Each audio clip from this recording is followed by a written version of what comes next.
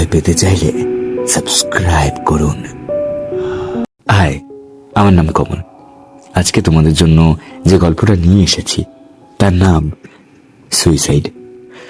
গল্প শুরু করার আগে বলে রাখি, আমাদের গল্পটি পুরোটাই কাল্পনিক। বাস্তবের সাথে যদি এর কোনো মিল থাকে তাহলে সেটা পুরোটাই কাকতালীয়। আমরা চলে যাচ্ছি সরাসরি আজকের গল্পে। দিনটা ছিল 13 জানুয়ারি। শহরের শেষ প্রান্তে এক পুরনো ভাড়া বাড়িতে একা থাকতো রুবায়েত। চাকরি নেই, পরিবার ছেড়ে গেছে, প্রেমিকা অন্য কাউকে বিয়ে করেছে। শেষ কয়েক মাস ধরে সে কিছুই ঠিক মতন করছিল না। রাতে ঘুমাতে পারত না। জানালার বাইরে তাকিয়ে বলতো, সব শেষ, কিছু বাকি নেই আর। সেদিন রাত 12টার পর প্রতিবেশীরা শুনল একটা ভারী আওয়াজ। দরজা ভেঙে দেখা গেল রুবায়েত ঝুলছে সিলিং ফ্যান থেকে, গলায় দড়ি, চোখ আধখোলা। তার মোবাইল স্ক্রিনে শেষ মেসেজ।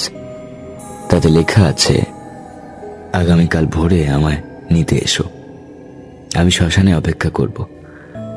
পরদিন সকালে রুবায়েতের দেহ নিয়ে যাওয়া হলো শিয়ালদার পুরনো শ্মশান ঘাটে। জানুয়ারি ঠান্ডা হাওয়ায় চারদিক নিস্তব্ধ।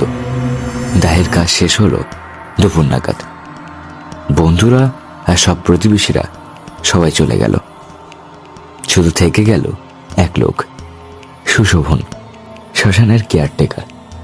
সে প্রতিদিনের মতো চিতা নিভে গেলে ছাই পরিষ্কার করছিল।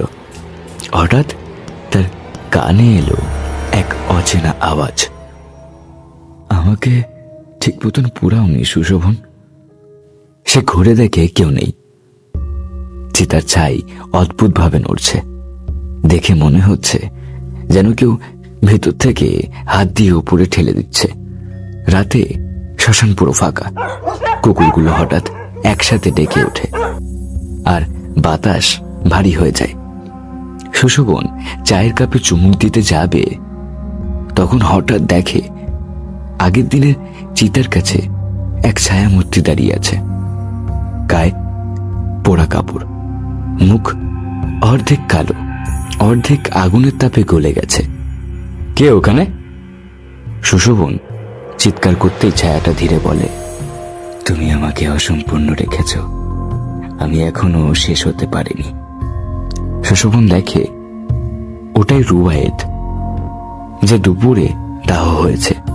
তার চোখে আগুনের প্রতিচ্ছবি, কিন্তু মুখে ঠান্ডা হাসি।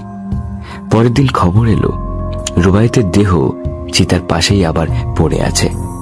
পুলিশ হতবাক। ছাইয়ের ভেতর থেকে নাকি দেহটা আবার করে উঠেছে, অর্ধেক পোড়া, অর্ধেক অক্ষত। ডাক্তাররা বলল অসম্ভব, কিন্তু শ্মশানের চারপাশে ছড়িয়ে আছে পোড়া মোমবাতি, পুরনো জপমালা আর রক্তের ছাপ। সুশোভন পাগলের মতো চিৎকার করছিল, আমি দেখেছি, ও নিজে এসেছিল নিজের ছাই থেকে। লোকেরা বলে তখন থেকেই সুশোভনের মাথা ঠিক নেই। সে বলে রুবায়েতের আত্মা নিজের মৃত্যুকে মানতে পারেনি, তাই শরীর আবার নিজের দিকে টেনে নিয়েছিল। এক সপ্তাহ পর শ্মশানের পাশের নদীতে ভাসতে দেখা গেল সুশোভনের দেহ। তার মুখ বিকৃত, চোখ খোলা আর ঠোঁটে এক চিরচেনা হাসি। পকেট থেকে পাওয়া গেল একটা কাগজ, যে তাতে লেখা আছে, যে আমার আগুন নিভিয়েছিল তাকে আমি জ্বালিয়ে দিলাম, এখন আমার শান্তি। তার পরদিন থেকে শ্মশান বন্ধ হয়ে যায়। কেউ আর ওখানে মৃতদেহ নিয়ে যেতে সাহস করে না। ঠিক 1 বছর পর 13 জানুয়ারি রাতে পাশের গ্রামে এক লোকের বাড়ি থেকে আবার সেই পুরনো আওয়াজ শোনা যায়, আগামীকাল ভোরে আমায় নিতে এসো, আমি শ্মশানে অপেক্ষা করব। লোকটার নাম ছিল অরিন্দম রুবায়েত, রুবায়েতের ছোট ভাই। কেউ বুঝতে পারল না কিভাবে ইতিহাস আবার নিজেকে পুনরাবৃত্তি করলো। সেই রাতের পর থেকে শ্মশানের দিকে বাতাসে নাকি এখনো পোড়া গন্ধ ভাসে। আর কেউ যদি রাতে সেখানে গিয়ে দাঁড়ায়, পেছন থেকে তারও ফিসফিস শোনা যায়, আমি এখনো শেষ হতে পারিনি। কেমন লাগলো আজকের এই গল্পটা।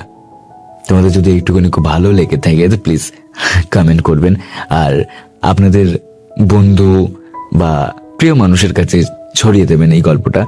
আর দেখা হচ্ছে আবার শনিবার রাত 9টায়। বাই।